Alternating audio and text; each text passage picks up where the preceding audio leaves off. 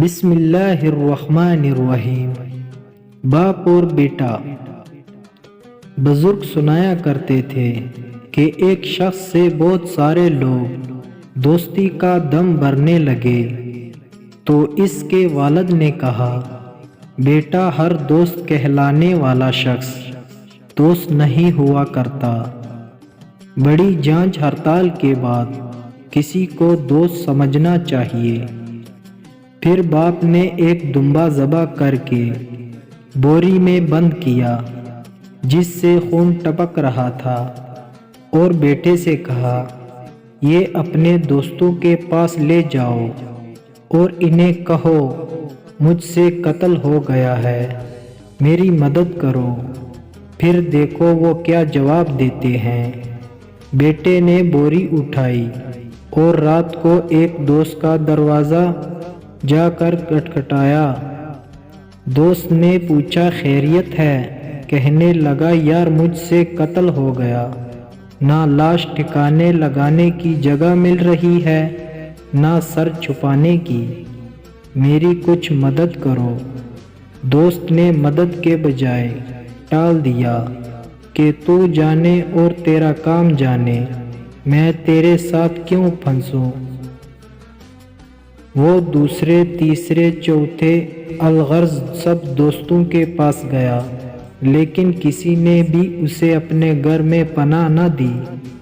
وہ مایوس ہو کر والد کے پاس آیا اور کہا، ابا حضور، آپ درست فرماتے تھے، واقعی وہ میرے دوست تھے جو مصیبت کا سن کر ہی بھاگ گئے۔ والد نے کہا، بیٹا، میرا ایک دوست ہے اور زندگی میں نے اس ایک کو ہی دوست بنایا۔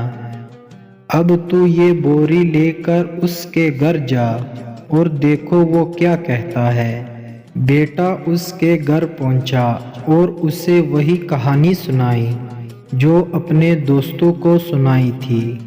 اس نے بوری لے کر مکان کے پیچھے گڑھا کھود کر دبا دی اور اوپر پھول لگا دیے تاکہ کسی کو شک نہ ہو۔ بیٹے نے باپ سے آ کر سب کچھ بیان کیا اور کہا، ابو جی، آپ کا دوست تو واقعی سچا دوست ہے۔ آپ نے کہا، بیٹا، ابھی ٹھہر جاؤ، اتنی جلدی فیصلہ نہ کرو، کل اس کے پاس دوبارہ جانا اور اس سے بدتمیزی کرنا، پھر جو رد عمل ہو وہ آ کر مجھے بتانا۔ بیٹے نے ایسا ہی کیا اور اس سے بدتمیزی اور لڑائی کی۔ اس نے جواب میں کہا، اپنے والد سے کہنا فکر نہ کریں، تمہارا دوست چمن کبھی نہیں اجاڑے گا، مطلب جو پودے لاش کے اوپر لگائے ہیں وہ سدا لگے رہیں گے، انہیں کبھی نہیں اکھاڑوں گا۔ یعنی تیرے بیٹے کی بدتمیزی کو دیکھ کر اس کا راز کبھی فاش نہیں کروں گا، کیونکہ میں تمہارا دوست ہوں۔ دوست مشکل وقت میں کبھی ساتھ نہیں چھوڑتا۔ موبائل فون اور فیس بک کی بدولت آج سب کے پاس ہزاروں دوست ہیں۔